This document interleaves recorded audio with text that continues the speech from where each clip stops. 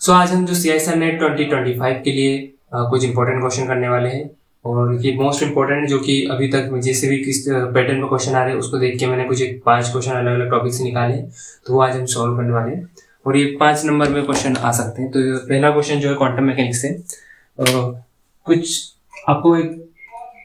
Part state दी हुई है, आपको एक पर्टर्बेशन दिया हुआ है V0/2 3 cos square phi -1, okay,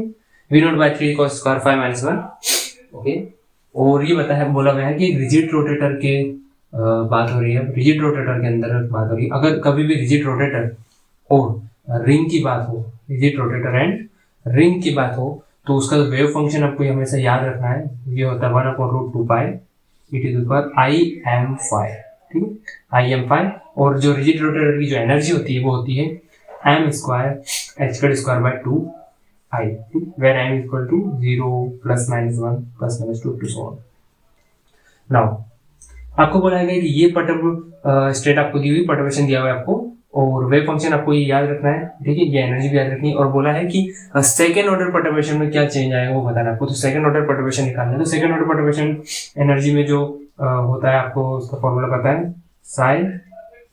h, ठीक है, ये इनिशियल जो स्टेट रहेगी, और सेकेंड आप जो भी आप रखेंगे ग्राउंड स्टेट करते हैं, ये पूरा उसका square divided by En minus Em, ये सेकेंडरी ग्राउंड स्टेट की बात करिए। तो ऐसे हम जो है आपका सेकंड ऑर्डर पर्टर्बेशन निकालते हैं। तो इसमें क्या करना है आपको, जो एनर्जी का डिफरेंस निकालना है, जो सेकंड स्टेट में होगा m = 2 में और n में ग्राउंड स्टेट में। तो पहले मैं जो नीचे वाली टर्म है वो निकाल लेता हूँ, ठीक है, नीचे वाली टर्म ये निकाले। तो अब अगर यहाँ पे मैं 0 रखूँगा तो क्या हो जाएगा, E0, ये तो 0 हो जाएगा, ठीक है, 0 1, और इसका निकालना है 0 माइनस आपका जो है m²h²2 है, यहाँ पे m² को मैं 2 रखूंगा, m = 2, ठीक है, ये सेकंड ऑर्डर के बोला है, तो ये जाएगा 4h²2i। तो जो डिफरेंस आ जाएगा डेली, इसको मैं डेली बोल देता हूँ, नीचे वाले डिफरेंस को, तो ये कैसे यहाँ से ऊपर जाएगा, तो आ जाएगा -2h²2i,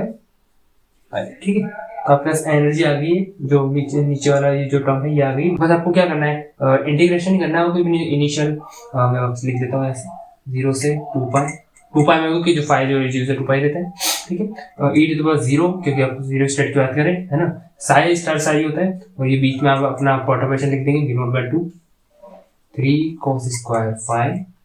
-1 और e⁻2m⁵, ठीक है, e⁻2m⁵, सॉरी, e⁻m की जगह पर रखेंगे 2i⁵, d⁵ तो ये, ठीक है। नाउ अब e⁻0 बन जाएगा, V0/2 बाहर आ जाएगा, ठीक है, ये पूरा स्क्वायर में बाद में करूंगा इसका स्क्वायर, ये अब सिर्फ अंदर की वैल्यू निकाल रहे हैं हम, ठीक है, V0/2, और इसको आप,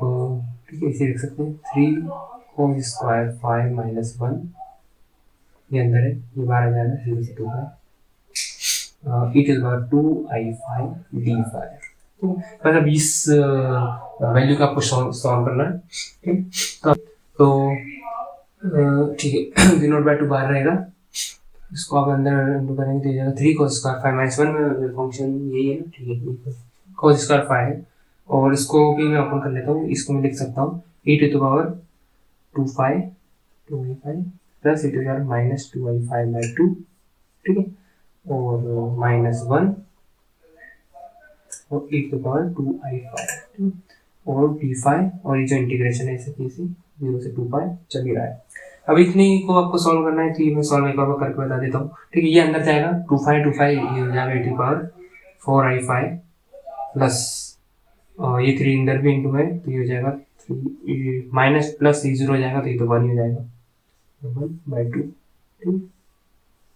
माइनस e⁻2i⁵।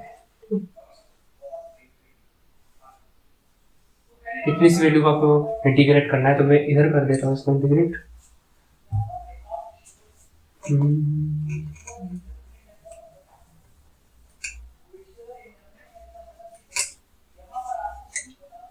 एनर्जी अब जो आपकी आई थी वो थी -2h²2i,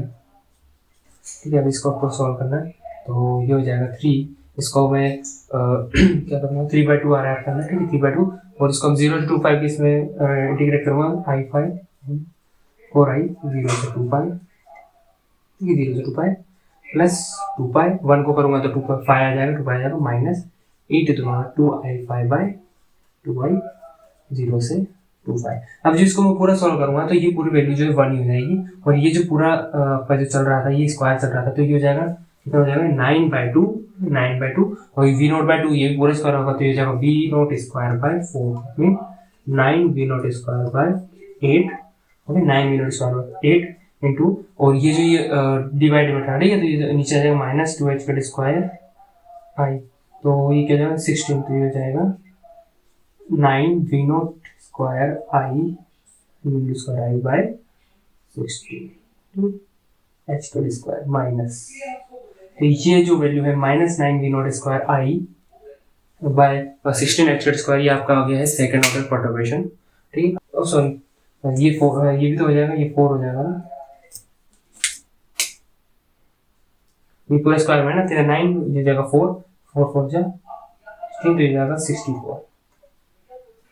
हो जाएगा 64,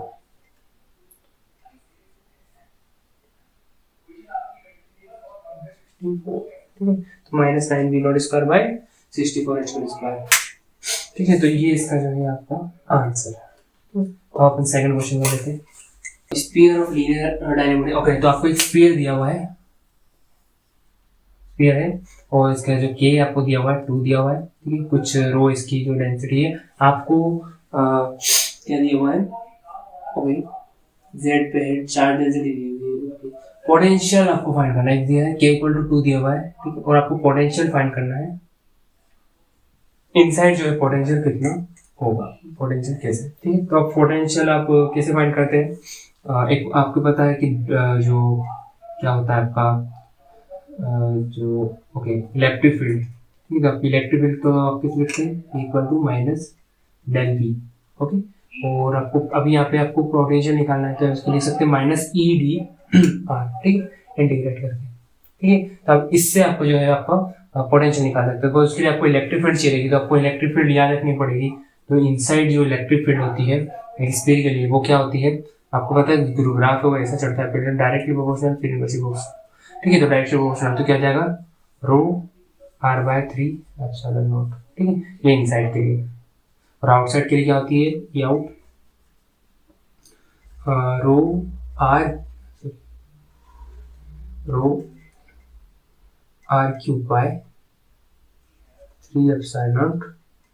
ε0 r², ओके r², ठीक है। ये अब ऑल्सो अभी अंदर जो इसके आपको k दिया हुआ है 2 है, ठीक है, तो अभी यहाँ पर ये एप्सिलॉन की जगह एप्सिलॉन r आ जाएगा, ठीक है, और एप्सिलॉन r क्या होता है, एप्सिलॉन r = ε k, ठीक है, k आ जाएगा तो ये जाएगा 6 आ जाएगा, तो ये जाएगा रो इलेक्ट्रिक फील्ड जो इनसाइड आपकी आ जाएगी ρr/6 ε0, ठीक है। तो ये आपको इनसाइड की इलेक्ट्रिक फील्ड आ गई है, और ये आपको आउटसाइड की आ गई। आपको पोटेंशियल फाइंड करना है, ठीक है, पोटेंशियल फाइंड करना है यानी कि इंटीग्रेट करना है आपको, इंटीग्रेट तो कहाँ से कहाँ करना है आपको, पहले पोटेंशियल का मतलब क्या होता है, कितना आपको वर्क डन लग रहा है किसी चीज चार्ज को इन्फिनिटी से इनफाइनाइट से यहाँ तक स्फीयर के अंदर लाने में, ठीक है। तो आप क्या करेंगे, पहले इनफाइनाइट से जो आउटसाइड है इसको इंटीग्रेट करेंगे r तक, फिर r से जो आपको ये आ गया इनसाइड जो इलेक्ट्रिक फील्ड है, तो r से 0 तक आप जब इंटीग्रेशन करेंगे तो आपको आपका जो रिक्वायर्ड v है वो मिल जाएगा। तो वो हम अभी नेक्स्ट स्लाइड में करेंगे। पिछले इसमें आप यहाँ तक देख लिया था आपने, ठीक है। अभी आपको इलेक्ट्रिक फील्ड को बस इंटीग्रेट करना है, तो v -∞ टू बाहर की बात करें, ठीक है, इनफाइनाइट से r तक लाने में जो बाहर इलेक्ट्रिक फील्ड है ये होती है आपकी ρr3 ε0 r², और आपका ये बाहर dr चल ही रहा है, ठीक है, और क्या हो जाएगा माइनस, बाहर माइनस था और r तक आ गया, r से 0 इनसाइड की बात करें तो इनसाइड ये जाएगा ρr/6 ε0 dr, ठीक है। यहाँ से जब आप लिमिट रखेंगे ना तो माइनस r का प्लस हो जाएगा, तो ये 12 कॉमन आ जाएगा आपका 12 ε0, और ये जाएगा 4 + 1 5 यानी 5 ρr² v = ये आपका जो है पोटेंशियल है 5 ρr3/r², 5 ρr² by 12 ε0, इसका आंसर। अब नेक्स्ट क्वेश्चन आपका सॉलिड स्टेट से है और आपको एक पैरामैग्नेटिक मटेरियल दिया हुआ है, एक सैंपल दिया हुआ है पैरामैग्नेटिक मटेरियल का, और आपको उसकी कुछ नंबर ऑफ एटम आपको इन्फॉर्मेशन दी हुई है, आपको मैग्नेटिक मोमेंट पता है, आपको उसकी जो फील्ड जिस फील्ड में वो रखा है वो आपको दी हुई है, और आपको बताना है कि उसका डाइपोल मोमेंट क्या होगा। ठीक, तो आपको पता है फॉर मैग्नेटिक सब्सटेंस काय क्या होता है, आपको काय को कैसे डिफाइन करते हैं, chi equal to x equal to m by h। ठीक, और ये आपका क्या है, मैग्नेटिक मोमेंट है, तो m को हम लिख सकते हैं काय इनटू h। ठीक, तो यहाँ से आपको जो है डाइपोल मोमेंट मिल जाएगा, लेकिन उसके लिए आपको काय की वैल्यू फाइंड करनी पड़ेगी। तो काय क्या होता है, काय को कैसे रखते हैं आप, 3 mu naught mu m square by k into t, sorry n 3kT, n mu naught m square by 3kT। Temperature standard है 300 केल्विन हो जाएंगे। तो काय की जब हम वैल्यू इस सब सारी वैल्यू रखेंगे, that is 028 into mu naught क्या होता है 4.2 10⁻⁻7 into 1.8 into 10⁻⁻23 square divided by 3 into 1.38, ठीक है, इंटू 10⁻28